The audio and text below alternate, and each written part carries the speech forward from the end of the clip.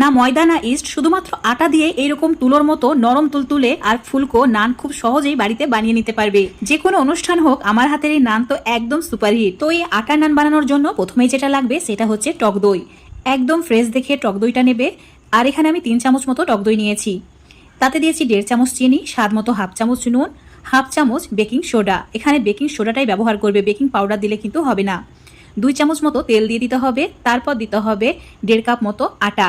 এবার একদম ভালো করে সমস্ত কিছু হাত দিয়ে মাখিয়ে নিতে হবে। তারপর অল্প অল্প করে জল অ্যাড করতে হবে। নর্মাল যে রুম টেম্পারেচারের জল সেটাই অ্যাড করেছি, ঠান্ডা বা গরম জল অ্যাড করা যাবে না। আর এই ডোটা একদম নরম করে মাখাতে হবে, তাহলে নানগুলো একদম তুলোর মতো তুলতুলে হবে।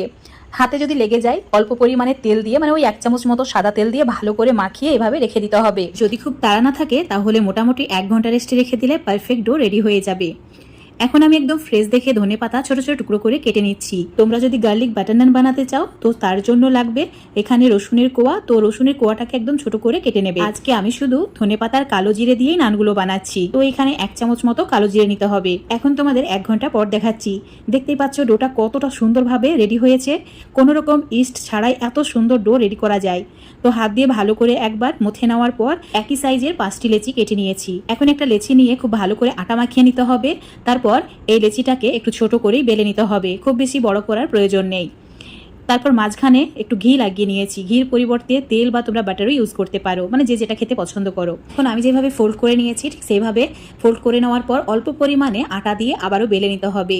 রুটির মতো কিন্তু পাতলা করা যাবে না, একটু মোটা রেখেই বেলবে, তাহলে নানগুলো খেতে ভালো লাগবে আর ঘন্টার পর ঘন্টা সফট হয়ে থাকবে। সামান্য পরিমাণে কালো জিরে আর তার সঙ্গে ধনেপাতা দিয়ে আবারও হালকা বেলে নিয়েছি। এখন একদম ভালোভাবে রেডি হয়ে গেছে। তো আজকের এই নানটা আমি তাওয়াতেই সেঁকে নেব। তোমরা চাইলে প্রেসার কুকারেও করতে পারো, এমনকি মাইক্রোওভেনেও করতে পারো, ওটিজিতেও করা যায়, মানে যাদের কাছে যেটা আছে। তাওয়াতে খুব সুন্দরভাবে নানগুলো রুটির মতো করে সেঁকে নিতে হবে প্রথমে। তারপর সামান্য তেল বা বাটার ঘি যেটা ইচ্ছা সেটা ব্রাশ করে নেবে। তারপর দেখবে একটু চেপে চেপে দিলেই খুব সুন্দরভাবে ফুলকো হয়ে ওঠে। এত সুন্দরভাবে ফুলে উঠবে যে একদম মনে হবে তুলো।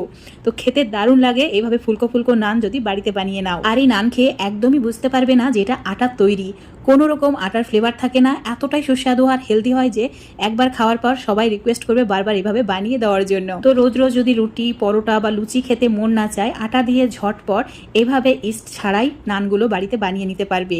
বা কোনো গেস্ট আসলে, কোনো অনুষ্ঠান হলে তো কোনো কথাই নেই, আটার নান যদি বানিয়ে দেওয়া হয় তারা তো মহা খুশি হয়ে যাবে, বুঝতেই পারবে না এটা আটা দিয়ে তৈরি আর সেই সঙ্গে হেলদি। তো দেখতে পাচ্ছ সব নানগুলো আমার বানানো হয়ে গেছে। নানগুলো ঠান্ডা হয়ে যাওয়ার পর তোমাদের দেখাচ্ছি, দেখো কতটা সফট হয়েছে, একদম তুলো। এই নানগুলো তোমরা চাইলে চিকেন, মাটন, পনির যেটা খুশি, এমনকি ডিমের কোরমা সেটা দিয়েও খেতে পারো, খুবই ভালো লাগে খেতে। আমি তো বাদাম